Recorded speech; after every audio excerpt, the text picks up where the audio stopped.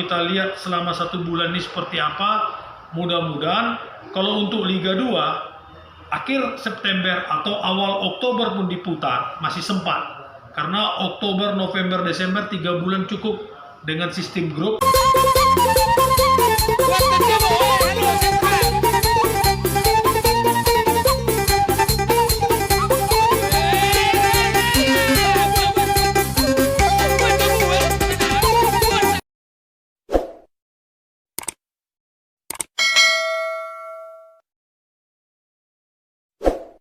Oke, kita kembali bersama channel YTP. Kali ini kita bersama Sekretaris Umum PSMS Pak Julius Raja. Kita akan bertanya bagaimana perkembangan PSMS sekarang ini. Bagaimana perkembangan PSMS sekarang, Pak King? Baik, mengenai perkembangan PSMS tentu semua masyarakat bola sudah mengetahui bahwa PSMS sejak bulan Juli kemarin sudah meliburkan pemain. Artinya karena kondisi PPKM ini dan kondisi sepak bola Indonesia yang belum jelas kapan kompetisi ini bergulir, sehingga oleh manajer Pak Mulyadi Simatupang mengambil sikap untuk meliburkan pemain sampai dengan batas waktu yang nanti akan ditentukan. Dalam kondisi setiap pemain akan memberikan report kepada pelatih tentang latihan mandirinya dalam bentuk video. Jadi pemain wajib dan diwajibkan memberikan latihan dalam bentuk video kepada pelatih, sehingga pelatih bisa memonitor bagaimana keadaan pemain yang sebenarnya. Sambil kita berdoa semoga pemain juga harus lebih berwaspada tentang COVID ini supaya tidak liar, artinya tidak keluar rumah, menjaga kemungkinan-kemungkinan yang ada, karena hampir seluruh pemain PSMS sudah divaksin dan sudah menjalani pemeriksaan kesehatan. Untuk jumlah pemain sendiri berapa, Pak? Sekarang jumlah pemain PSMS ada 19 orang dengan 4 orang pelatih. Artinya kami meliburkan mereka selama ini semua pemain TC di Kebun Bunga. Namun karena sekali lagi saya katakan oleh PSSI maupun PT LIB belum menyampaikan satu surat pun tentang regulasi seperti apa nantinya, yang pakai istilah bahasa katanya-katanya, sementara belum ada surat hitam di atas putih. Jadi untuk menindaklanjuti itu lebih baik pemain kami pulangkan ke daerah masing-masing dan situasi di Kebun Bunga diliburkan. Jadi ke depan apa harapan kita kepada PSSI dan juga PT Liga? Kami harapkan ke depan bagaimana PSSI dan PT LIB, kita tidak bisa menyalahkan mereka juga. Karena kondisi Republik ini sudah seperti itu, artinya kalau kita lihat grafik daripada COVID ini, makin lama bukan makin menurun, tetapi makin lama makin meningkat. Tentu inilah yang harus kita waspadai, yang harus kita lebih hati-hati untuk bagaimana menyikapi tentang sepak bola ini. Karena sekarang ini nyawa manusia ini lebih harus diperhitungkan daripada melihat kondisi seperti ini. Karena kita lihat grafik setiap hari meninggal sekian, yang isolasi sekian, yang kena sekian. Nah ini dampaknya sangat berat.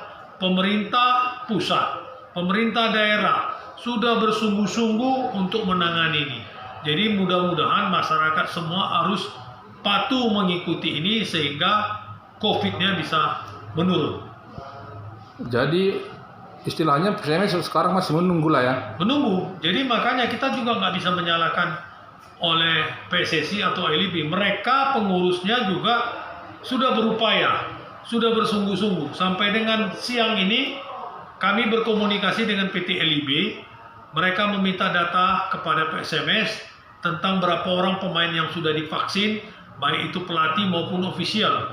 Data-data pemain dengan nomor handphone, dengan nomor NIK, KTP-nya sudah kami kirim. Sekian orang yang sudah vaksin pertama, sekian orang yang sudah sampai vaksin kedua, hasilnya seperti ini. Semua klub mereka minta datanya. Nah ini mereka kumpulkan, mungkin itu sebagai bahan nantinya untuk mereka ajukan ke Ketua Satgas COVID, begitu juga dengan pihak Polri, supaya mendapatkan izin untuk penyelenggaraan Liga 1 maupun Liga 2. Namun kalau melihat kondisi seperti ini, ya kita lihatlah bagaimana ke depan, karena ini termasuk salah satu force majeure yang terjadi di sepak bola. Jangan kita bandingkan dengan luar negeri, jangan kita bandingkan dengan negara lain, karena di sini memang sekarang sampai dengan tadi pagi posisi kita di dunia nomor 2 di dunia tentang kelonjakan COVID ini. Kalau di Asia atau nomor 1.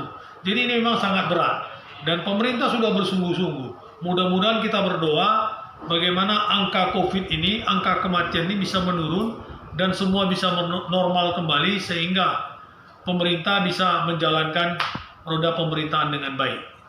Kalau harapan PSMS sendiri, kapan kira-kira Liga 2 bisa bergulir? Ya kami harapkan kalau bisa September ini bisa bergulir. Jadi persiapan Agustus ini, kemudian nanti di pertengahan September sudah bisa bergulir. Modelnya seperti apa, rencananya seperti apa gitu. Jadi paling tidak, kalau persoalan izinnya itu nanti belakangan, paling tidak kami mohon dari PT LIB dibuat dulu model kompetisi itu seperti apa. Memang kita ketahui model kompetisi sudah ada, katanya satu grup itu 6 klub dibagi 4 grup. Nah, mainnya di mana? Grup A, grup B, grup C, grup D. Nah, ini sebenarnya harus dipilih, harus ditentukan dulu. Persoalan grupnya si PSMS masuk di grup B atau di grup C atau bagaimana sistem undiannya, kemudian kemungkinan siapa yang menjadi tuan rumah atau ditunjuk, itu silakan dari PSSI atau LIB, karena masing-masing daerah sudah mengajukan untuk menjadi tuan rumah.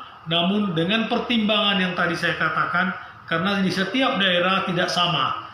Di Medan sendiri, Sumatera Utara sekarang COVID-nya lagi tinggi. Nggak mungkin LIB dengan PSSI menunjuk Sumatera Utara atau Medan sebagai tuan rumah karena kondisinya seperti ini. Begitu juga dengan Jawa Barat, Jawa Tengah, Jogja, dan lain sebagainya, apalagi DKI pusat. Nah, ini semua termasuk Jawa Timur, COVID-nya sangat tinggi. Nah, kemarin kita menggadang-gadang dibuat di Kalimantan. Sama juga, Kalimantan sekarang masih status merah. Jadi ini semua harus menjadi pemikiran di mana cocoknya daerah yang notabene kondisi COVID-nya lagi hijau atau rendah, disitulah nanti ditentukan venue tempat pertandingan yang standar, sehingga tidak terjadi klaster baru terhadap pemain sepak bola itu sendiri. Jadi semua pemain sepak bola, pelatih dan ofisial yang sudah divaksin memang harus betul-betul steril. Makanya seperti yang dikatakan oleh PSSI kemarin, untuk Liga 1 mereka siapkan kendaraan, mereka siapkan hotelnya, mereka siapkan semua perangkatnya, jadi supaya steril. Hotelnya pun dari Liga 1, jadi nggak bisa sembarangan lagi kita memilih-milih hotel. Nah, untuk Liga 2 kita harapkan juga demikian, supaya peserta Liga 2 yang main di satu kota ditentukan oleh LIB di mana hotelnya yang steril, jadi tidak terkena dampak daripada COVID itu.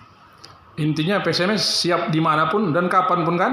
Harus siap, karena itulah keputusan supaya kompetisi bisa berjalan, karena pemain dan pelatih mendambakan bagaimana kompetisi ini bisa berjalan. Jadi latihan sudah, fisik sudah, semua sudah, tinggal action untuk bertanding yang belum. Tapi karena kondisi seperti ini, ya kita berdoa. Sekarang ini sudah masuk tanggal 2 Agustus.